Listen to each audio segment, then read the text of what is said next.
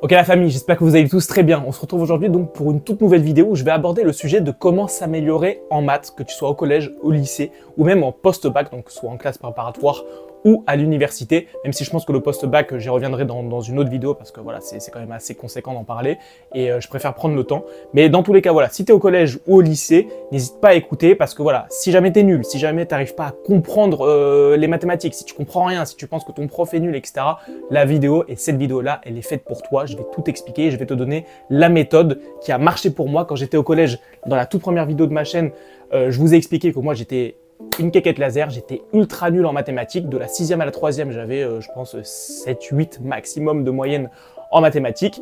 Et à partir de la seconde, c'est là où j'ai explosé. J'ai pas arrêté d'être dans le top 2, top 1 de ma classe. Même si effectivement, de la seconde à la terminale, j'avais des professeurs qui étaient excellents. C'est eux notamment qui m'ont donné envie de travailler la matière. Mais voilà, à partir de la seconde, j'ai adopté une méthode de travail qui m'a permis ensuite d'avoir d'excellentes notes. Et c'est grâce à ça notamment que j'ai pu ensuite intégrer les classes préparatoires.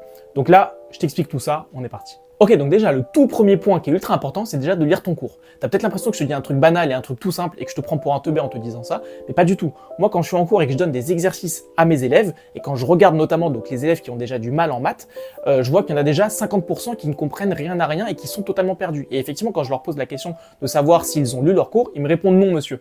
Bon, bah forcément, déjà, si vous lisez pas votre cours, je vous demande pas d'apprendre ni d'apprendre par cœur dans un premier temps. Ça viendra après. Mais déjà, de lire votre cours, vous allez pouvoir vous imprégner du chapitre, savoir d'à peu près de quoi on parle, et quand vous allez tomber sur un exercice, bah déjà, vous allez reconnaître certaines choses. Donc ça, on va dire que c'est la première étape qui est ultra importante, et bah tout le monde est obligé de passer par là, forcément. Donc le deuxième point qui est ultra important, c'est l'application des méthodes et faire des exercices. J'arrêterai pas de le répéter à tous mes élèves et à toi qui regardes la vidéo. Si tu as envie de t'améliorer en maths et si de base tu es là et que tu as envie d'arriver dans le top 5, dans le top 10 de ta classe, si tu as envie de passer ce gap-là, il va falloir que tu te mettes à faire des exercices. J'ai trop d'élèves qui se disent peut-être un peu plus littéraires, qui préfèrent l'histoire, qui préfèrent le français, etc., qui se posent des questions, qui se disent bon, de toute façon, moi les maths, j'arrive pas, ça sert à rien, voilà, je vais me concentrer sur le reste. Non, les mathématiques, c'est qu'une question de pratique.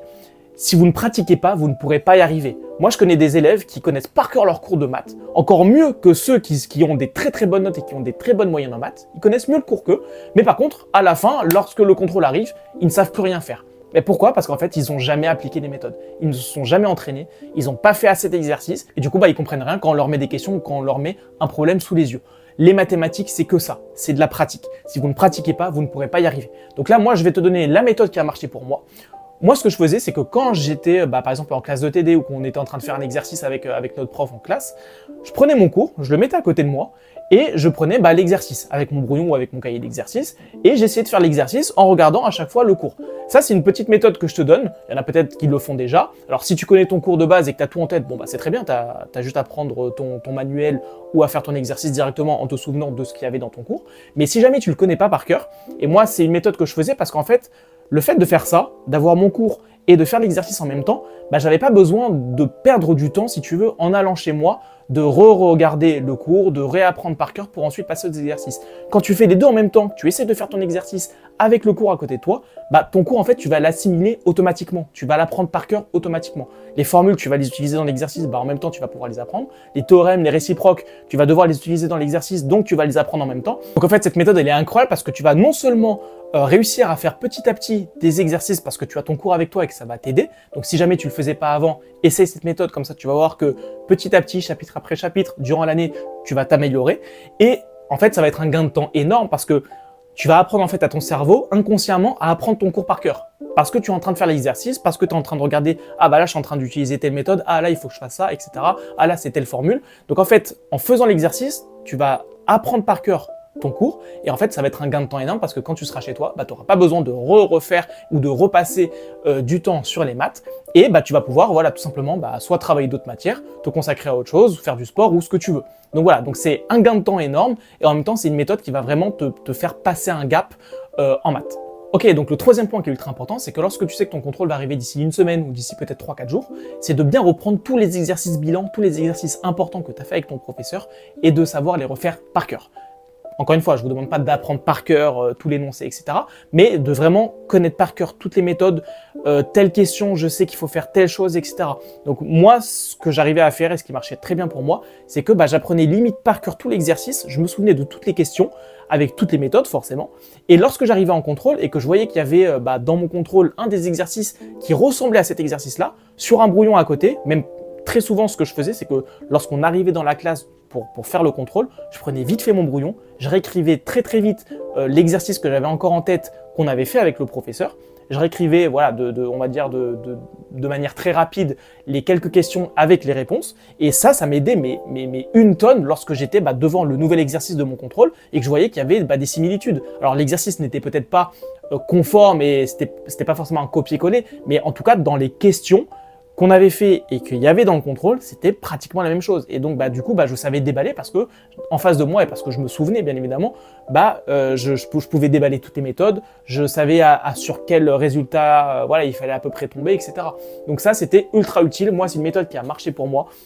Donc, ce que je vous conseille vraiment, reprenez tous les exercices importants, les exercices bilans, tous les petits exercices d'activité que vous commencez en début de chapitre ou même les tout premiers exercices. Ça, à la limite, vous pouvez les jarter, ils ne servent à rien. Voilà, à part si vous voulez vraiment vous remémorer les bases du chapitre sur lesquelles vous étiez en train de travailler. Mais voilà, le plus important, reprenez. Voilà, en règle générale, je sais que pour la majorité des profs, dans un chapitre, il y a environ 5-6 exercices qui sont vraiment importants. Essayez de les reprendre, essayez de cacher la correction de votre prof, essayez vraiment de les refaire au maximum. Si jamais vous ne comprenez pas, vous essayez de les refaire, vous essayez de bien comprendre la correction. Et une fois que vous aurez ces 5-6 exercices dans la tête, encore une fois, lorsque vous allez arriver en contrôle, vous aurez tous ces exercices dans la tête, toutes les méthodes, toutes les questions. Et forcément, en regardant l'énoncé de votre contrôle, vous saurez quoi faire. Ça, c'est obligatoire. Voilà, donc si tu appliques ces 3 points-là, tu verras que si tu pars de très bas, tu vas arriver très rapidement à un très haut niveau en mathématiques. Pour ton brevet, tu seras excellente, tu pourras avoir 20, pareil pour ton baccalauréat. Donc n'hésite pas à appliquer cette méthode-là, qui est en fait ma méthode. C'est ce que j'ai appliqué sur moi à l'époque et c'est ce qui m'a fait vraiment passer d'un niveau à un autre, voilà, où j'ai vraiment explosé. Donc j'ai été très heureux de te la donner et je voulais juste donc vous partager le fait que moi en tant que prof et même en tant qu'élève à l'époque, parce qu'au lycée j'avais ces éditions-là, c'est les éditions Magnard. C'est des livres qui sont très bien faits. Franchement, les profs de maths et les auteurs donc, qui ont rédigé les livres, c'est franchement un taf monstrueux. Donc moi, je vous conseille parce que j'ai beaucoup d'élèves en cours particulier qui me disent que leurs profs ne travaillent même pas avec des manuels. Il y en a qui ont juste des livres numériques. Je crois qu'aujourd'hui, ça se fait beaucoup dans les collèges et les lycées. Voilà, moi, je travaille un peu à l'ancienne. J'aime bien avoir les livres sur moi, avoir les exercices. Donc voilà, si jamais vous avez un prof que vous n'aimez pas du tout, vous n'aimez pas du tout sa méthode de travail, il vous donne des exercices que voilà, il y a vraiment rien qui va. Essayez d'acheter ces livres-là, ça coûte un livre, ça coûte à peu près 30 €. Donc voilà, vous aurez les cours, tous les exercices importants. Donc n'hésitez pas à aller voir cette édition-là. C'est pas du tout un placement de produit, aucun rapport. Mais voilà, en tout cas, voilà, juste pour vous donner une petite astuce supplémentaire si jamais ça peut vous intéresser. Voilà, donc n'hésite surtout pas à liker, à partager la vidéo, à t'abonner à la chaîne, à t'abonner également à mon compte TikTok où j'ai fait un concours où je fais gagner donc une PlayStation 5 et 1 an de cours gratuits de mathématiques avec moi, donc que ce soit en visio ou en présentiel si tu es dans mon secteur.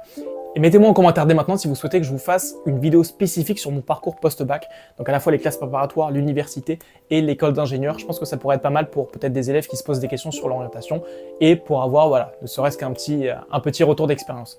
Sur ce, moi je vous laisse là, à plus.